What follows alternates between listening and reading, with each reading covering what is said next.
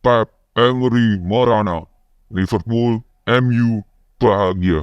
Mungkin itu judul yang tepat untuk game week ke-11 Premier League. Game week ke-11 Premier League berakhir dan di partai terakhir ada big match yang mempertemukan antara tuan rumah Chelsea melawan Arsenal dan berakhir dengan 1-1.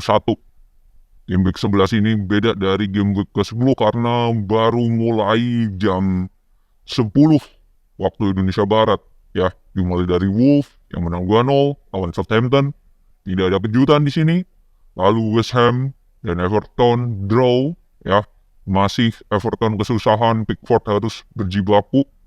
Lalu Brentford melawan Bournemouth. Nah, ini Bournemouth di awal sangat menggebrak ya, dengan Evan Nielsen yang mencuri gol terlebih dahulu lewat Evan Nielsen Bournemouth. Lalu disamakan oleh Wisa, dan akhirnya Wisa pun menjadi penyelamat tuan rumah Brentford yang memberikan kemenangan 3-2. Lalu selanjutnya Crystal Palace kalah oleh Fulham 0-2.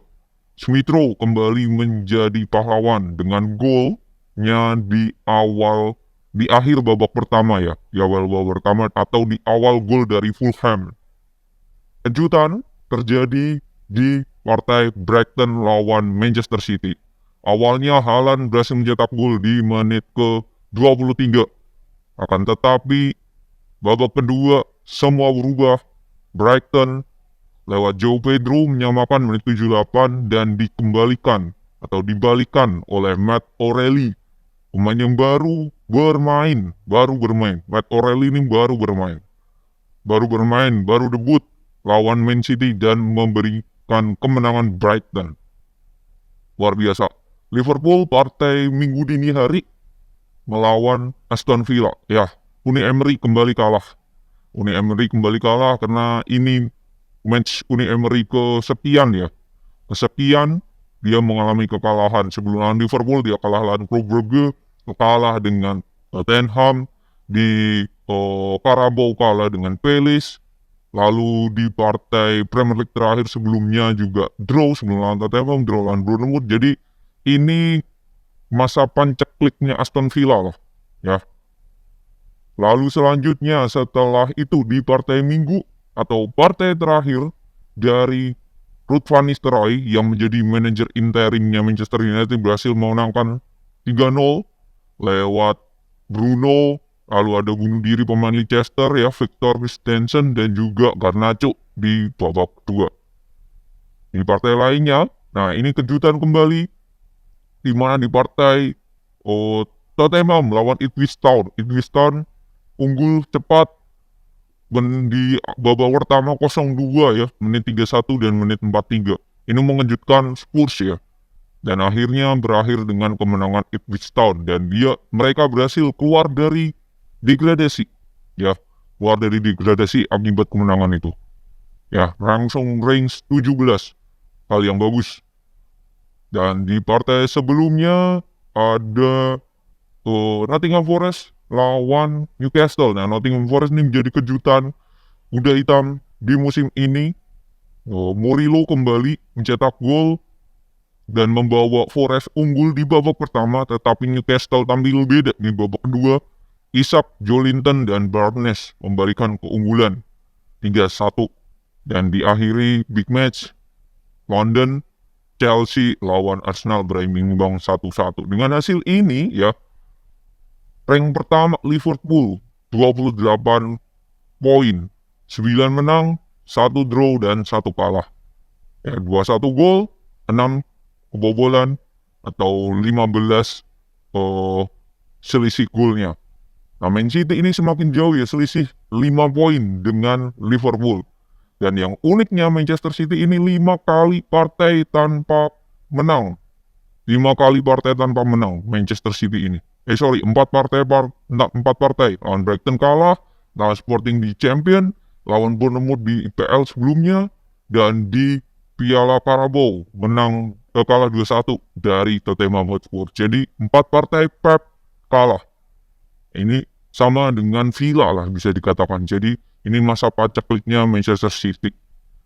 Ya, ini menurut saya alarm yang cukup bahaya ya terhadap Pep Guardiola di Manchester City dan juga Unai Emery di Aston Villa. Meskipun secara ring gak jauh-jauh, gak jelek-jelek, gak seperti Man United yang masih menang pun masih ring 13. Tetapi sinyal-sinyal tidak sebahayanya Manchester City ini sangat terlihat jelas ya sejak Rodri cedera. Menarik melihat nantinya di akhir musim atau belum di akhir musim lah ya, Desember Januari kita lihat ya seperti apa, adakah gebrakan dari Manchester City. Bahkan sejak nantinya setelah partai jeda internasional ya, minggu ini tidak ada partai di Premier League, ada jeda internasional. Nah setelah itu apakah Manchester City berhasil restart untuk mendapatkan kemenangan lagi? Di partai selanjutnya Manchester City setelah ini akan bertemu dengan Tottenham Hotspur 24 November setengah 1 dengan Tottenham Hotspur. Semuanya Tottenham juga lagi jelek kemarin, kalah lawan Ipswich Town tadi malam. Jadi ini partai yang menarik. Siapa yang bisa bangkit dari kekalahan? Apakah Manchester City akan menelan kekalahan 5 berturut-turut, atau Tottenham yang langsung bisa comeback, atau bisa ya meraih kemenangan lagi. Jadi itu, dan yang banyak bukan banyak ya, sedikit media mencoroti adalah terus jalannya Arne Slot di Liverpool. Di Champions League tidak pernah kalah 4 partai, dan dia di Premier League terus mendapatkan kemenangan.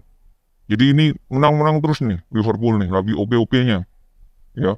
Trennya lagi sangat positif ini si Liverpool bersama dengan Arne Slot. Setelah terakhir kalah dengan Nottingham Forest, terus mereka melakukan kemenangan. Oke, tuh. Dan menarik lagi setelah jeda internasional, nah ini MU akan ditukangi oleh Amorim. Nah kita lihat seperti apa nanti MU partai selanjutnya. Kita lihat setelah jeda internasional mereka akan bermain di Europa League. Bermain lawan Ipswich Town. Lawan Ipswich Town dulu, dan selanjutnya lawan di Europa League lawan Bodo Glimt. Nah ini kita lihat ya seperti apa, apakah Amorim bisa memegang kendali di Manchester United. Jadi itu sebelum jeda internasional kejutan terjadi. City kembali kalah 4 match tanpa menang, lalu Unai Emery juga kalah dan menunjukkan bahwa lagi paceklik gol mereka, dan juga Tottenham bisa dikalahkan oleh Ipswich Town. Dan Arne Slot bisa dikatakan sangat mulus di Liverpool musim pertamanya sampai sejauh ini. Ruud van Nistelrooy, good job. Manajer interim, 4 match, 3 menang, 1 draw. Hasil yang gak buruk, gak baik, gak jelek lah ya. Sangat baik untuk Ruud van Nistelrooy yang sebagai manajer interim. Menarik melihat nantinya, terutama ya Arne Slot ya. Tidak segarang waktu Klopp di Liverpool, tetapi terus mendapatkan kemenangan dan kemenangan. Apakah Pep Guardiola mendapatkan sinyal bahaya dan akan digantikan ke depannya? Nah, musim ini akan menjadi musim terakhir dia di Manchester City ya. Sampai saat ini dia belum menunjukkan bahwa akan lanjut atau tidak. Apakah ini memang akhir dari Pep di Manchester City? Kita lihat nanti seperti apa.